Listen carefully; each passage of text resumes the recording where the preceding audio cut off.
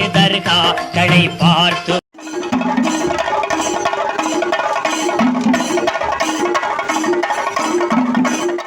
தர்காக்களை பார்த்து வருவோம். தூய வழி காட்ட சொல்லி கேட்டு வருவோம். இரசூல் நபி நாயகத்தின் ஆசி கிடைக்கும்.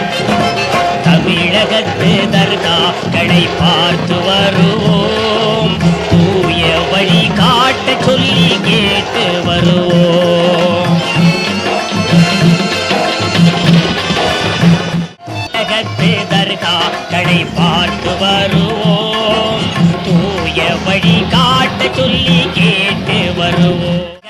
தர்காக்களை பார்த்து வருவோம்.